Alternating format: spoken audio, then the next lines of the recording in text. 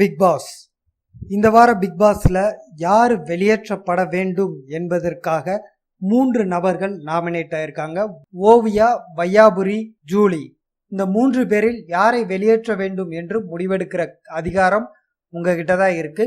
பெரும்பான்மையா ஓவியாக்கு வாக்குகள் விழும் அப்படிங்கிறது மறுக்க முடியாத உண்மை. இதை தவிர வையாபுரி அவர்கிட்ட என்ன பிளஸ் அப்படின்னா எல்லாரையும் ஈஸியா ஜஸ்டிஃபை பண்ணிடுறாரு. அவர் யாரையும் இது வரைக்கும் புறம் பேசுறதோ எதுவும் இல்லை, ஸ்ட்ரைட்டாவே பேசுகிறாரு. எல்லாமே ஒரு ஜாலியாக தான் அவர் எல்லாத்தையும் மூவ் பண்ணிட்டு வர்றாரு. அதை தவிர எல்லாரையும் நன்றாக புரிந்து வைத்திருப்பதில் வையாபுரி தான் நம்பர் 1 அப்படின்னு நம்ம சொல்லலாம்.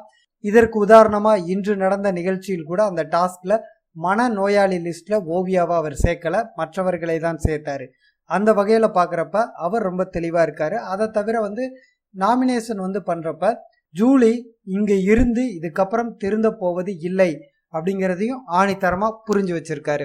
வெளியே இந்த நிகழ்ச்சியை பார்த்து நம்ம புரிஞ்சு வச்சுக்கிட்டத உள்ள இருக்கக்கூடிய யாருமே புரிந்து கொள்ளாத பல விஷயங்களை அவர் மிக சுலபமா புரிஞ்சு வச்சிருக்காரு.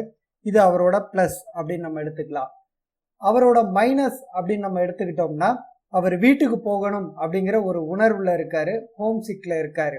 அவரை அனுப்புறதா வேணாமா அப்படிங்கிறத நீங்க தான் முடிவு பண்ணணும். அதுக்கடுத்து ஜூலி எடுத்துக்கிட்டோம்னா ஜூலி கிட்ட நிறைய நெகட்டிவ் இருக்கு, சொன்னா நம்ம சொல்லிக்கிட்டே போகலாம்.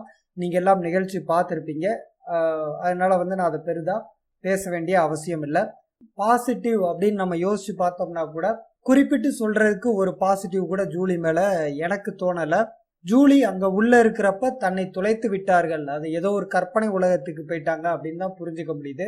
வெளியே நிகழ்காலத்தை பார்த்தாங்கன்னா அதுக்கடுத்து அவங்கள மாத்திக்கிட்டு திருத்திக்குவாங்களோ அப்படிங்கிற எண்ணம் இருக்கு. ஜூலி உள்ள இருக்கிறதுல ஒரே ஒரு விஷயம் வேணா நம்ம சொல்லலாம், இந்த நிகழ்ச்சி சுவாரஸ்யமா டெய்லி ஏதாவது ஒரு பிரச்சனையோட செல்லும், அது நம்ம உறுதியா சொல்லலாம். ஓவியாவை எடுத்துக்கிட்டோம்னா ஓவியாவாக இருக்கிறார், அது எல்லாருக்குமே அட்ராக்ட் பண்ணியிருக்கு.